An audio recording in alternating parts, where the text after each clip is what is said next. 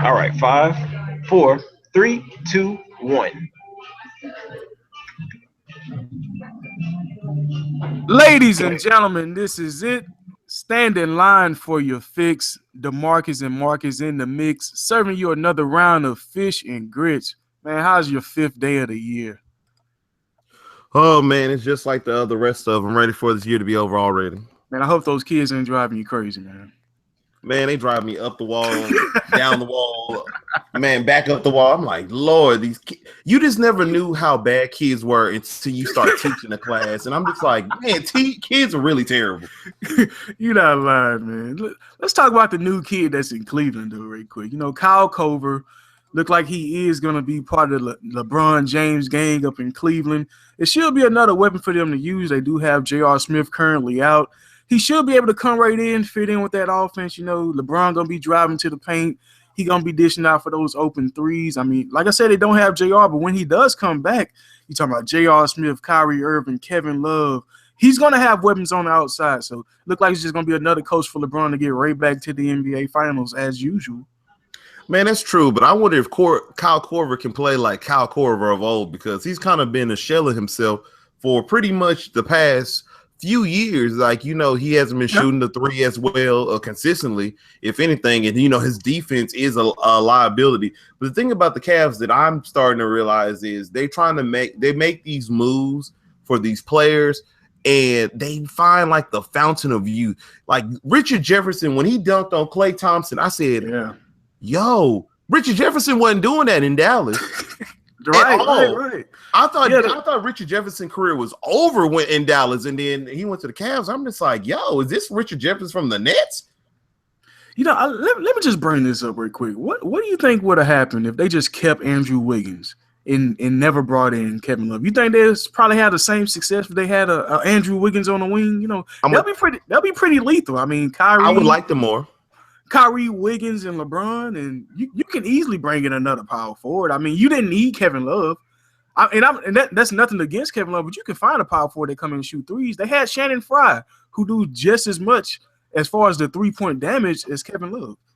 I remember when they made that move, and they were and what happened? What had happened? They had made the move, and I said, you know, Kevin Love is a good pickup. And then that year of like after everything happened, I was like, yo, if they had Andrew Wiggins, right, because he killed with Minnesota that first year. And I said, you know what? He brought an element. He would have brought an element to the Cavaliers that they don't have with Kevin Love. And what I'm saying is, in that mid-range game, that post Andrew Wiggins his post mid-range is nice, beautiful. Picture Andrew bucking somebody up to the goal, and then you can dish out to your three, or you can have LeBron cut into the lane, or you can have Kyrie, do like a screen pass or something like a post. It could have been incredible, but the thing about the Cavs is, I hope they still lose with Kyle Korver, because I don't like the Cavs.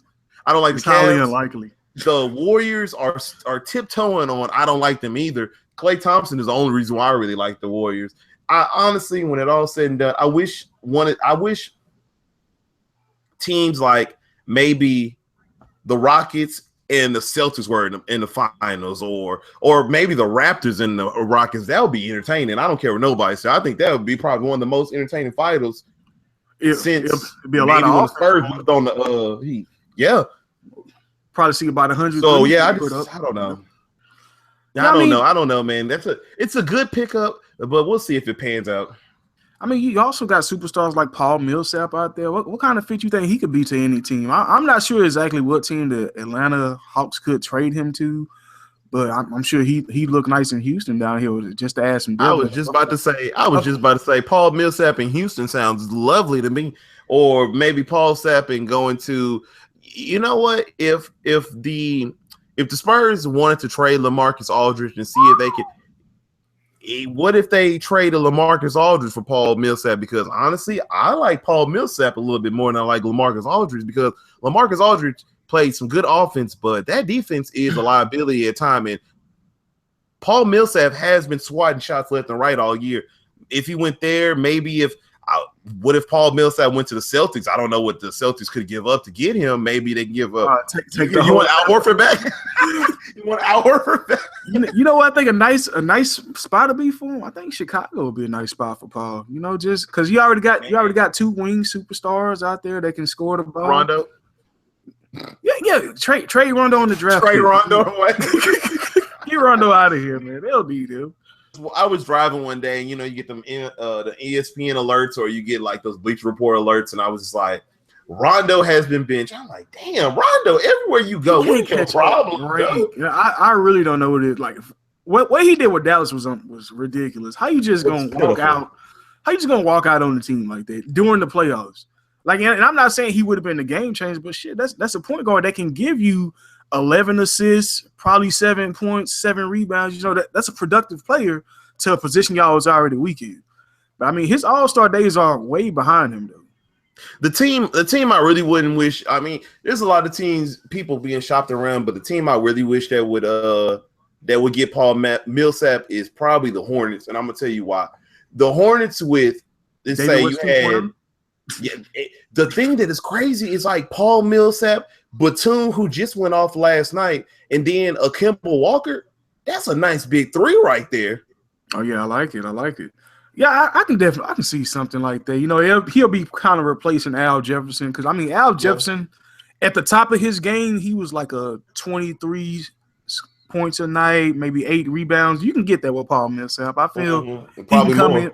Yeah, you probably can get more in the right situation, the right game plan. You know what I'm saying? You get a weak matchup at power forward that you want to take advantage of, because it's not that many elite power forwards. Every now and then you're going to run into Terrence Jones. You can put 30 on Terrence Jones. Shit, LaMarcus Aldridge just put 40 on him. Look at him. Oh, Lord. So, yeah, I don't want to bring back no bad memories, though. Those are terrible memories. I still have nightmares.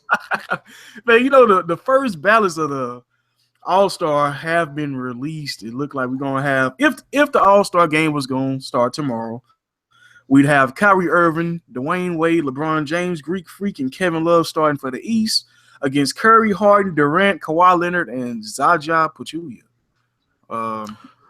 Did I read that right? Yeah. You want to talk about Zaza? You want to talk about Zaza? Hey, man, don't sleep on Zaza. Last year he was number 2 in All-Star voting, but you know how the way the NBA ballot was set up, you know, he didn't make it. But nah, Zaza, I don't know, he's been balling, because I really like Zaza last night. If you watched the game, when he had a nice little 3-step, you know, Durant was calling for the ball the whole way, but Zaza was crossing and ducking on defenders. I said, man, I wouldn't mind seeing some big men in the All-Star game again, because the whole thing about guards and, you know, these power forwards that are basically like guards, these small forwards that are like guards. I mean, I don't want to see that. I want to see some big men getting down low, you know, slowing the game down a little bit. I want to see some Karl-Anthony Towns, some Anthony Davis, you know, matchups. I want to see some Boogie Cousins and Joel Embiid, you know, that butt slapping competition going on again. I wouldn't, you know, certain things I like to see. I would like to see a lot of the veterans that are like that may make the team, not make the team, like the Dwayne Wade or maybe the Carmelo Anthony's of the world. Yeah, Carmelo. I really don't want to see Carmelo. Like, even though Carmelo, the Knicks are, you know, what, a 5th or 6th seed, it's not because of Carmelo. I'm telling you, if some of those West big men can get on that team, I want to see a crazy lineup. I want to see Draymond at point. I want to see Boogie Cousins at shooting guard, Anthony Davis at small forward. I'll put Durant at small forward, Anthony Davis at power forward, and put like Karl-Anthony Towns at center. I want to see a crazy lineup this year, because let D'Antoni be the coach. If D'Antoni the coach, you can see like I want them putting up threes. I want to see them pulling up. Have Anthony Davis from half court hitting threes. You know, I just want to see something fun in an All-Star break, man. It's just not the same. I remember back in the day, we used to talk about the All-Star break for almost a week or two back in high school. It just don't have the same buzz. You know, like when T-Mac throwing it off the backboard, double overtime game when Kobe Bryant, I think it was Kobe versus Jordan. I think that was their last All-Star game together, but that was a classic. You just don't see those classic games along with the festivities that they do on a Friday and Saturday. Like the celebrity game can go. I don't want to see Chris. I don't want to see Chris Brown versus Soulja Boy in a celebrity game. Okay, I really don't want to see. That'd be a nice little halftime fight right there. It'd be like a nice Ronda Rousey fight going on. You know, I can see. I think Chris Brown. I'm talking about Ronda. Hey, Chris Brown may got them hands. He might be moonwalking and crumping on Soulja Boy. But the thing that I would like to have, you know, you have your all-stars that, you know, get into the that make it usually, you know, you have your stars, they say. I would like if you did it on Saturday, if you did like in the beginning, you have like a slam dunk contest or whichever one's like a little bit longer, the one that can last a little bit longer, have that at the beginning of the game. And then you have these all-star games will be like, it'll be the ball star game. It'll be like the people that should have made the all-star game that didn't make it, like your Eric Gordon, who probably won't make it, or maybe you have like a Zach LaVine, maybe a Ginobili in there, maybe a Kimball Walker, Avery Bradley. That would be so entertainment. And then like halftime, have like whichever one's quicker, the 3-point shootout or the skill challenge, and then wrap it up and have your 3-point at the end or something like that. But I mean, I would like to see these people who are playing great basketball that don't get recognized get a chance to shine and showcase their talent, because a lot of these people won't be making it. But the thing that I like about this year, which hasn't been happening, a lot of the big men are getting recognition, and a lot of the big men and the smaller stars are getting recognition. I just want to see Kimball Walker creep up a little bit more in the standing right there. But you know, Joel Embiid and Adam Antetokounmpo, he may make it, and then maybe Karl Anthony Towns. You know, these people that usually won't make it or may make it this year. Yeah, definitely. You just want to see something new. Get these fresh faces of. I mean, yeah, I know they had the rookie sophomore challenge, but I think that was a terrible game because the sophomores ran through them for about 10 years. Boring. But yeah, you got to just give some type of credit to the superstars that's consistent, at least staying healthy. You know what I'm saying? Just like some of the superstars you just named. If Joel Embiid don't make it, put him out there. Let him show what he can do. Jabari Parker, you know what I mean? Like, I like Jabari Parker. Yeah, you know, just get him a chance to showcase that they have some. I think this type of game would have been perfect for like a Jamal Crawford. Because I think Jamal Crawford is like one of the most underrated basketball players in the NBA. And he's never actually been given a chance to showcase that skill because he's not good enough to be an all-star. But he is he's one of the best shot creators in the game. Sometimes if you watch a Clippers game, I forget Jamal Crawford is 36 out there. Yeah, he's out there crossing over dudes and just going behind the back, pulling up. Finishing. Like, I said, this dude 36. I said, I need to drink whatever he's drinking. And like you were saying, Eric Gordon, 15 straight games, he hit 4 or more threes. Dang, I didn't even know that stat. Only person with numbers like that was Steph Curry. So just the fact that you're giving these players that recognition, yeah, they may not be all-stars, but they're contributing to their team, and their teams have playoff success or may get into the playoffs based off their success. So yeah, you got to give these teams some type of credit. Just give these players some type of recognition and say, hey, we know you're not the best of the best. You're not one of the top 12 players in your conference, but we see what you're doing. We want to recognize you. You know, like they got all these different festivities out there. They got all these celebrity shootouts and these crazy team where they get the women's player, veteran player, the current player. Yeah, you know what I mean? Like get that out of there. Let's put some athletes out there and let them go at it for a few minutes. Man, you know, and they should bring some of these instead of the stars being a dunk contest. You hype it up. There's enough people that watch TNT on Thursday and ESPN on Wednesday and Friday watching basketball, and you hype it up, and you have like these people that be in these like blacktop battles that be doing these dunks and you know stuff like that. Showcase like some of these people, and the fans vote in like the top 4 that get the most vote, make it into a dunk contest that they can showcase on All-Star, weekend. That would be more impressive than, watching these stars who do these old basic dunks. Dwight Howard bored us for years. Then you have, last year was good with Eric Gordon and Zach LaVine. That was a really impressive, but I really want these people that ball on social media that, really have these creative dunks to make it and get a chance to shine, because the NBA needs to reinvent the All-Star game just like the NFL needs to reinvent, their whole Pro Bowl thing, because that's boring. Oh my, the Pro Bowl is terrible, and they get crazy ratings for it because what really people realize that we're losing football, so like, I guess we'll tune in. We got nothing else to watch. Because honestly, if you want to know the truth, I'm lost today with no Thursday night football. Like it really spoils you. And then when you come home, it's like, man, what we gonna watch today? I guess we'll see what NBA game is on. But with no Thursday night football, it hurts you. So I think that's why the Pro Bowl gets such high ratings, because that's the only football game you have to look forward to other than the Super Bowl. So yeah, you're gonna tune in because this is when you realize football's almost over. Yeah, it's like I came to a realization. It's week 17 hit for fantasy football. I was like, yo, this is the end of fantasy football. Yeah, I'm about to get this money, and then I'm just like, yo, ain't no more football to look forward to. Now I got to go to DraftKings and do some playoff lineups and stuff. And I'm just like, yo, what am I gonna watch? Do I really have to sit up there and watch the Texans and the Raiders game and be entertained? I don't have no players in this game anymore. Are you not entertained? I'm not entertained by that game by any means. If Hopkins balls like he did against the Titans, then maybe I'll be entertained. I hear you, man. Speaking of not entertained, it's not a lot of entertainment going on in Miami anymore. Just looking back at this franchise that won the title in 2013, went to the finals 4 straight times, and now you go losing Dwayne Wade. You lost LeBron James. Chris Bosh has missed 73 games in the last 2 years. Justin Winslow out for the season. Hassan Whiteside seems like he can't stay healthy. It's just sad to see what this team has come to. I mean, we talk about the likes of Pat Riley, who should be a Hall of Famer one day, but he had the entire world in his hands less than 4 years ago. He had the entire NBA in Miami. You had Ray Allen coming there. You had Mike Miller coming there. You had a lot of veterans on the team. Haslam. You had Birdman. Like, they just had a lot of talent on that team. That's why they was able to accomplish the feats that they did. But now you look at them, they could be having the first pick in the draft next year. No free agent really is attracted there because they don't have the superstar power. Eric Spoelstra seemed like he's losing.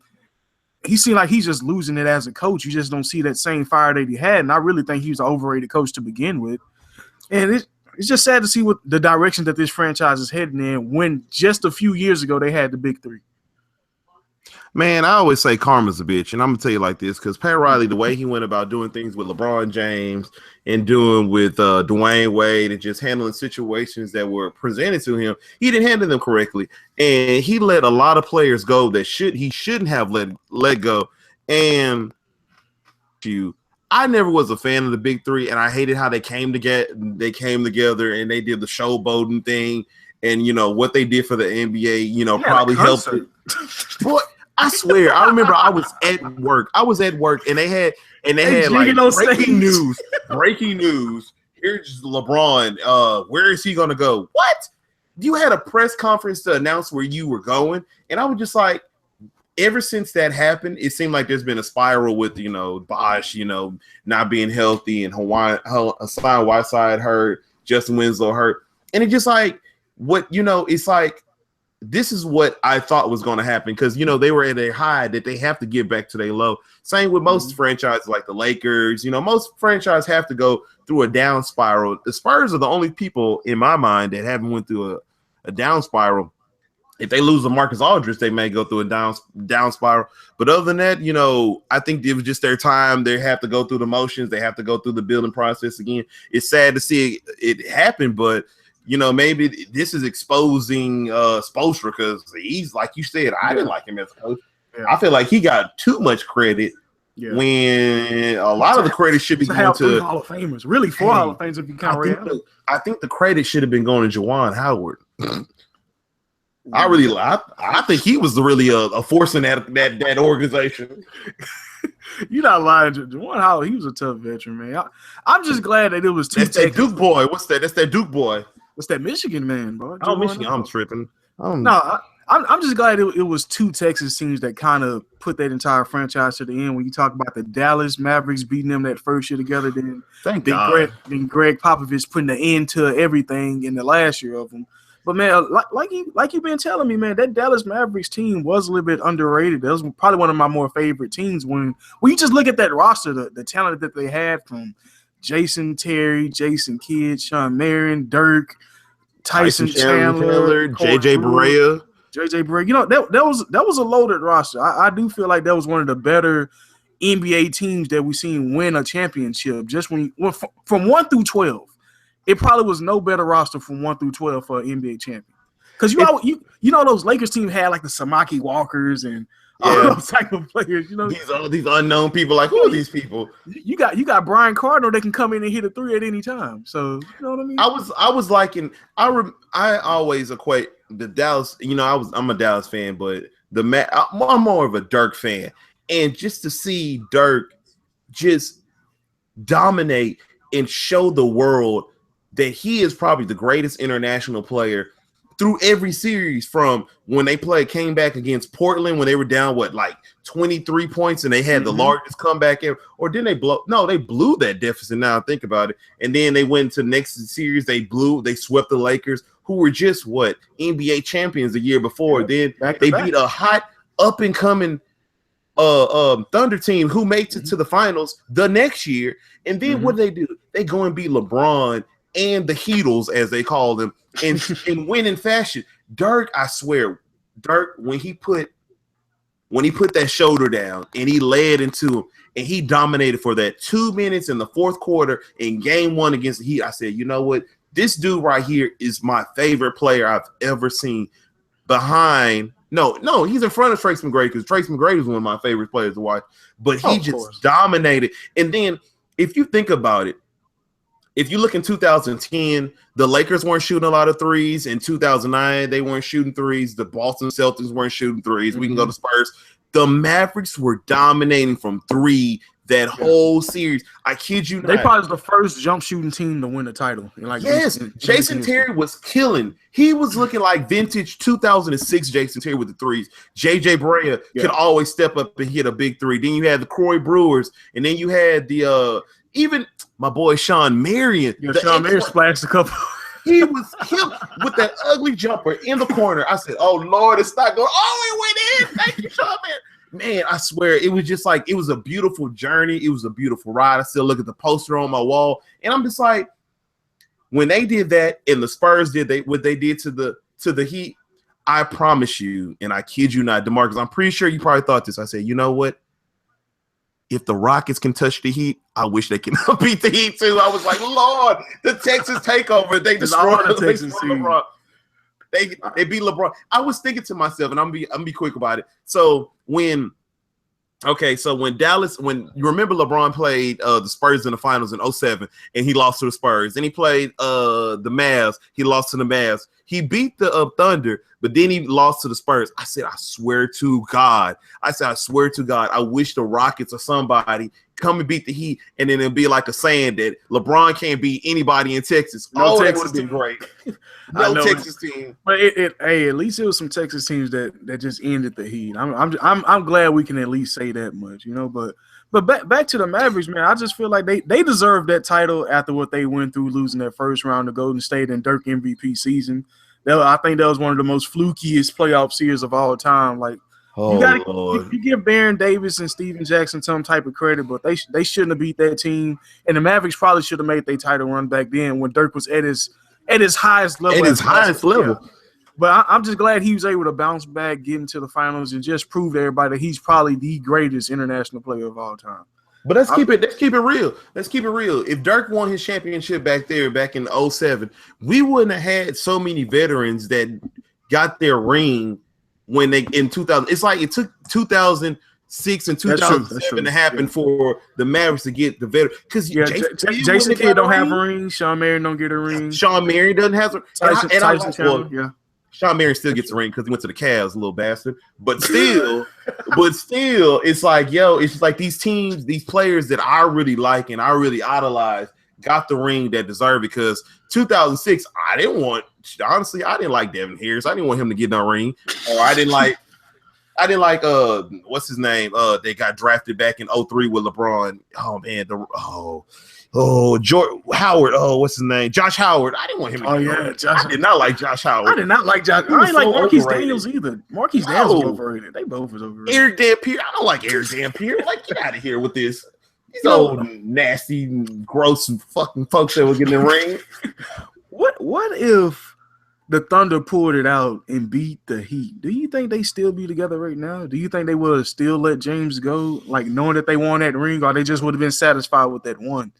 Nope, they would have gone. They still would have gone because James Harden still wanted to breaking out of his shell. But there was an article I was reading somewhere, and I know we're on this topic a while. James Harden was saying that he never could see the height that he is at now when he first left the Thunder. He thought he was going to be okay in the league. He said he never thought he was going to be as good or as popular as a player. And I said that just makes you think to yourself, if you think about how many teams had star players that they let go and then they just flourish in something. Because look, CJ McCollum wouldn't have been as raw as CJ McCollum was if LaMarcus Aldridge, Bynum, and what's his name with Dallas right now, Wesley Matthews stayed with that team. He wouldn't have had a chance to flourish. Same with Dragic. Like if it wasn't for Lowry going down and Dragic flourishing and him getting traded and stuff like that, it's crazy how these things, it takes a break to happen for someone to flourish. And I was like, I've always admired that. Yeah, I definitely know what you mean because he got comfortable with his position. I think that was the problem first and foremost because he got comfortable being the sixth man. But then on top of that, he was the closer. Like he was the closing shooting guard. So how you start off on the bench, but the last 5 minutes of the game, you're pretty much in the starting lineup. Yeah, so it's different because you're used to pretty much running the point guard position off the bench, and now you got to play the off-ball guard with Russell Westbrook. And we see that he needs the ball in his hand, and we seen what he did when it was just him and KD. So, yeah, I know what you mean, man. I know what you mean. You know, probably one of the most disappointing stories for today, though, man, had to be Randy Gregory, third suspension this year. That's a big blow. I know, man. They could have used him just having that pass rush in the NFC when you talking about chasing around Aaron Rodgers, Russell Wilson, Matt Ryan, Eli Manning, just having any type of pressure on these quarterbacks, it would have helped out. But it clearly shows he has a problem. I mean, this pretty much will be his fourth failed test because he also failed the test at the combine. But man, it's just sad to see because they took a risk on him. First off, I mean he went to the draft in the second round, hoping that somebody would take a chance on him. Jerry gave him that phone call, and he's just not coming through for him. You know, and Jerry's the type of owner that's gonna take a risk. But this is probably one of the most talented pass rushers in the draft, going in the second round at 60th overall. And Dallas could have probably used him on a potential Super Bowl run. And it's just sad to see that a player that they believed in isn't backing up the ownership. I mean, yeah, that's cool. And I mean, it's sad. It's a big blow, honestly. But you know, the nosy person in me, you know, that's developed over the years, I want to always know. They always say substance abuse. Where's they're suspended? What substance are you on? I want to know. Are all y'all on weed? Are some of y'all on coke? Some of y'all on X and got to. That's true.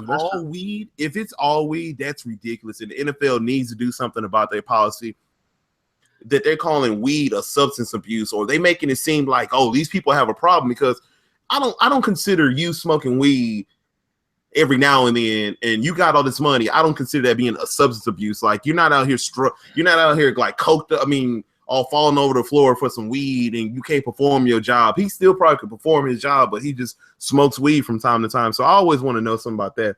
But that's a huge blow for the Dallas Cowboys because, like you said, him and Sean Lee could have dominated in the pass rush because Dallas doesn't have much of a pass rush because we've seen them over the past. To be honest, the Dallas Cowboys kind of were good in the run in the first part of the season, but they kind of struggled against the run in the latter part of the season. And I want to see how this is going to play in the playoffs, depending on who they play and who they depend on facing, because I don't have no problem with them. It's the defensive side. And if you have those teams, they're going against those high power offensive, like, the Packers or, like you said, Matt Ryan and, the limping Seattle Seahawks, I still think they're going to lose to the Lions. If teams, you might have a problem. And can you really put enough trust in Dak and Dez and Elliott to score enough points with those teams and, defense off? Because the thing why the Cowboys defense looks so good over the season is because they were able to manage the clock and able to in distance and where the defense wouldn't be as tired getting on the field, and they were always fresh. So we'll see how that goes. But I personally, Dallas Cowboys could use them, but I don't think it's going to hurt them as much. But it would have helped them a lot. You know, another player that had a little situation in the draft was Tyreek Hill, but we seen what he was able to do in his breakout. Smacking women. I heard he was smacking women. That's crazy. Yeah, I didn't even know that. What do you think about Joe Mixon? I mean, he just declared for the draft, a prodigy out of Oklahoma. They consider him probably one of the best running backs in the draft. You think somebody will be able to take a chance on him and he'll have the same kind of spark as Tyreek Hill? I know he's not the same player, but I think Tyreek Hill kind of helped him out, just showing that, all right, these talented players, I know they have a pass, but when you see somebody like Tyreek Hill bounce back and pretty much got that team to the number 2 seed in the AFC side of it. I mean, he kind of replaced the explosiveness that they was missing from Jamal Charles. You know, he's not Jamal Charles, but those explosive plays that you see out of Jamal Charles, you seen that with Tyreek Hill. I swear Tyreek Hill would always, it's like either he would have like a punt return for a touchdown, a kickoff return for a touchdown, or he'd have one rush for 60 yards and a touchdown, or a catch for like 80 yards. He's very impressive as a player, but you know what this does is, let me take this down right quick, and I want everybody to pay attention to this. We were watching, me and my girlfriend were watching the Football Life of Michael Vick, and I just saw how, you know, what he went through with the whole dogfight scandal, and, you know, just depending on where a person comes from to where they're at now.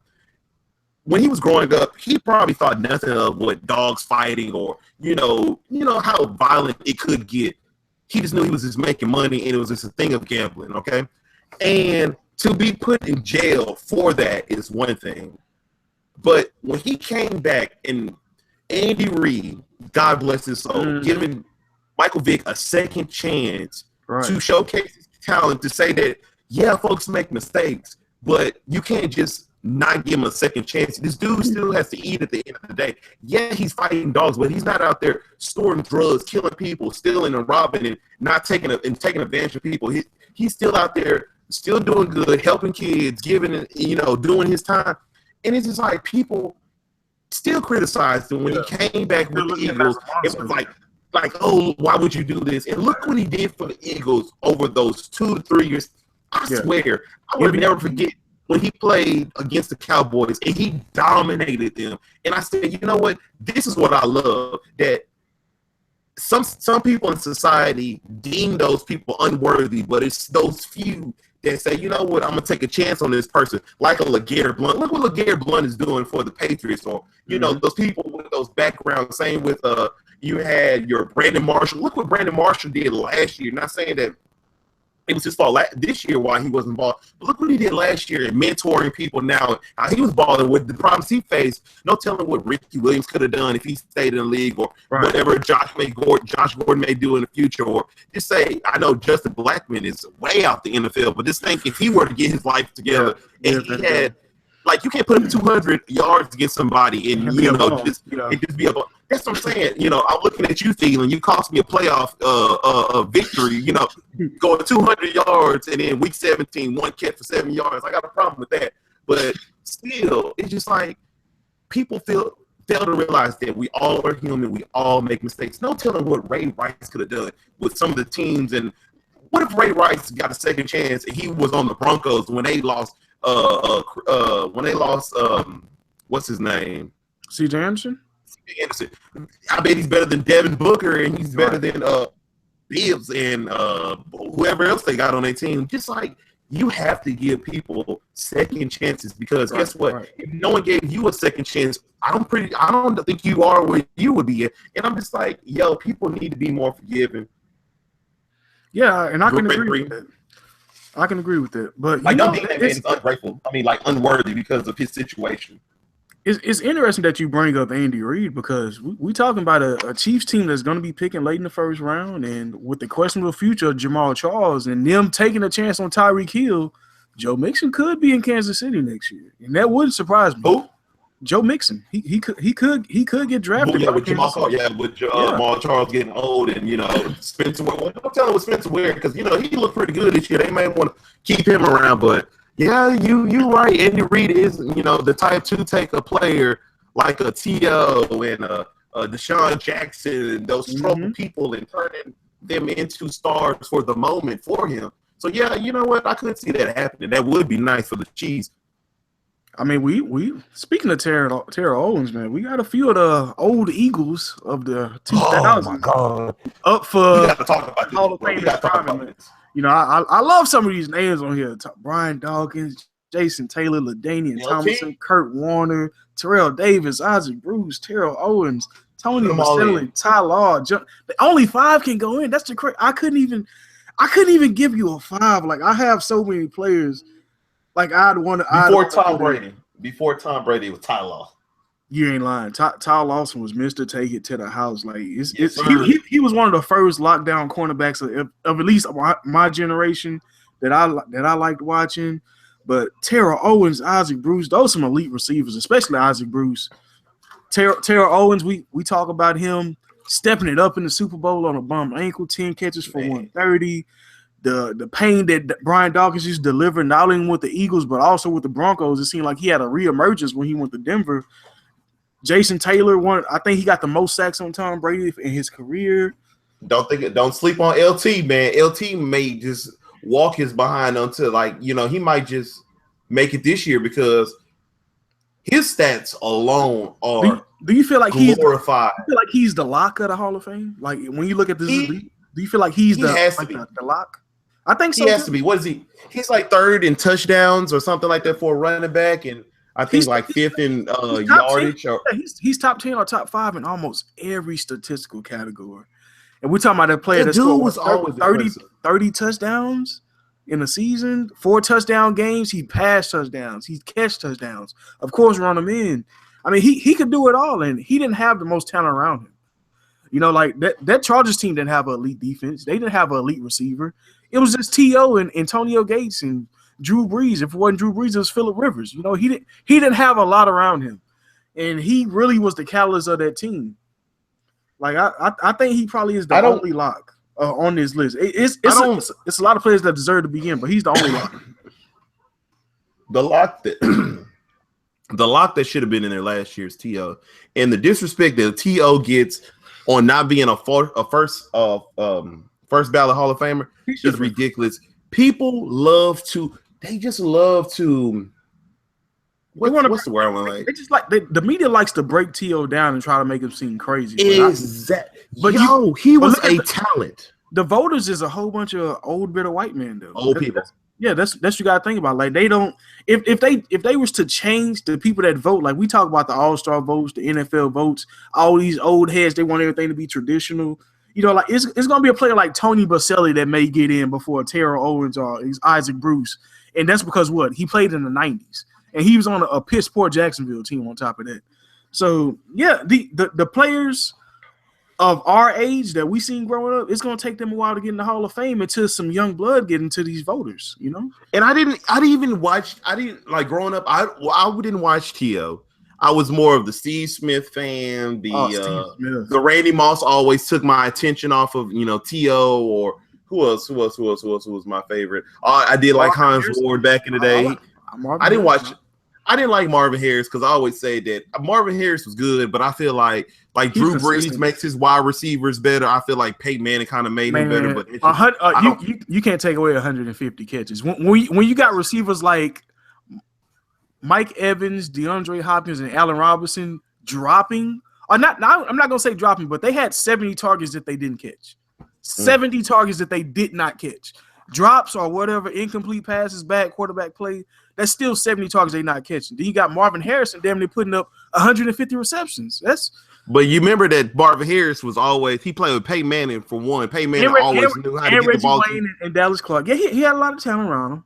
Yeah, he had a talent around him, and Peyton Manning likes to get the ball to where you're supposed to be. That's why you have the Odell Beckhams. Not Odell Beckhams. That's why you have the Antonio Browns having the 130 plus receptions because, you know, those quarterbacks that's the only reason why I say that. But, you know, Mike Evans, he has to catch Mike Evans is throwing to. You ever see that movie Angels in the Outfield? And you know when the Angels is like chilling on top of the dude. That's who Mike Evans be throwing it to. I mean, not Mike. If James Winston be throwing to sometimes, Mike Evans has to go and elevate like 11 feet. I was like, yo, you throwing it way over this dude. This dude is like, he can maybe leap maybe 8 feet, but it's like you're doing too much. But like I was saying with T.O. was a freak of nature when I look back at his game take. When I go look back and I see how he played with 49ers, how he challenged your boy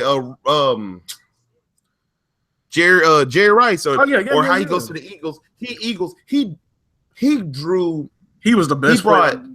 The best player. He was always the best player on the team or on the field whenever he was on the field, because you could always account for him, but he was always faster than you and he was bigger than you. So you cannot slow him down. I think he has the record of like he scored a touchdown twice against every team in the NFL. That's crazy. If that's your record that's crazy. And the thing, led Dallas to the playoffs single-handedly. I mean, that was Tony Romo. Single-handedly. Forget Tony Romo. It was TL. But the thing about TL that I like so much, and I feel like a lot of people call it a knock, and I call it more of a plus, he trash talked. I love a good player that trash talk. I like a person who I love that clip when it's TL when it's like, I love me some me, and I never will be disappointed with me. And I was just like, yo, the dude always trash talk and always perform. And I love it when a player trash talks, performs, and goes beyond that. Same with Steve Smith. Same with you don't have too many grind receivers anymore like that. Those were my last two. Honestly, those are the last two, really. Because you don't have receivers, if you think about it, that are like, oh, you can say Anquan Bolden maybe, but he doesn't talk. He kind of quiet, but he does be dominating. But I'm just like, T.O. deserves to be in the Hall of Fame. And if he doesn't get in the Hall of Fame, it's a joke, because I think he's top 3 in all wide receiver categories. Yeah. That's crazy. Yeah. And definitely, just a shout out to Steve Smith. Great career, man. Probably one of the most consistent receivers you ever see. And for him to come back off of Achilles injury, one of the most severe injuries in pro sports. I mean, we seen Kobe Bryant and couldn't even return the form of his Achilles injury. Just for him to come back and be the best receiver in Baltimore. Joe Flacco. It's his fault. It's Joe Flacco's fault. You had Mike Wallace with the deep balls, but when it came between the 20s, who he passing to? Steve Smith. But Joe Flacco, it's his fault. It's his fault in the Ravens organization for not sending Ray. That he should have been going out in glowing fashion. He should be going out in glowing fashion. Steve Smith dominated for so many years. For him to come back from his injury, like you said, for him to have the piss poor 3 for 34 that he had going out is pitiful. You have nothing to play for, Baltimore. You're playing against Cincinnati, who is a shell of themselves, and you can't give him more yardage than that. Like, it doesn't make any sense for me, and I feel sorry that he has to retire on something like that. But what he did for so many years with the Panthers will go unnoticed by many. But if you ever go back and you just want to go see some good game tape, go watch Steve Smith with the Enzo dances and the nice ball catches. The stiff arms, man. Oh, that stiff arm was serious. One of the few receivers to lead the league in catches, receiving yards, and receiving touchdowns. It's been a hell of a career. Probably one of my favorite receivers to watch in the 2000s in general, and he will be missed in the NFL, definitely. And don't sleep on Steve Smith. Y'all look out on ESPN. I know we want to compete with those ESPN and FS1 lovers out there, but he might be on ESPN. He has a good voice. Oh, he's a person and presence for TV. Because he was on First Take the other day. I said, dang, get Max Kellerman off this man. Put Steve Smith on there. I said, swear. Max. I like Max, but when Max said that James Harden is not the MVP of this year, and he said LeBron James is the MVP year in, year out, even this year missing games. Media bias. Max Kellerman, he can go somewhere. He can go somewhere, and he know where he can go. For him to say, he had the nerve to say LeBron lets Kyrie be the best player on the court some days. He does, though. He does. That's an insult. You think he does? That's an insult because LeBron James can dominate, but it hasn't been in LeBron James' mindset to dominate since 2000 and maybe 10 when he was with the Cavaliers. Yeah. He don't do it night in, night out no more. That's what I'm saying. And then him taking games off and stuff like that. I'm sorry. Yeah, you may think that I say that LeBron is the best player in the league, but he doesn't let anybody just dominate. Kyrie dominates because guess what? It was Kyrie's maturation and his maturity that lets him dominate, because guess what? LeBron James of what we see today wouldn't have been wasn't for D Wade, D Wade wouldn't have been how Dwayne Wade was to mature LeBron if it wasn't for Shaq. Same with Kyrie. It probably took LeBron to be in Cleveland for Kyrie to take off. And you can Kyrie and somebody else, but it always takes. You can take that back from Shaq to Kobe, then Shaq to Penny Hardaway. It's like it's all a lineage, you know. It takes players like that to bring out the best in you. I can agree with that. Definitely. Yep. You know, man, it's been a great episode. I feel like we got a lot accomplished today, got a lot off our minds, and we're gonna be right back to you guys after the playoffs. The playoffs. Yeah, definitely. Hopefully, see some good. Hopefully, we see some good football this weekend. Go Texans! You know, hopefully, our picks pan out with the Giants and the Steelers and the Seahawks, and we'll be back next week to the second round of the playoffs. But as of now, this has been Frisch and Grits, and you guys have just been served. Odell is probably sitting back in Miami. Practice?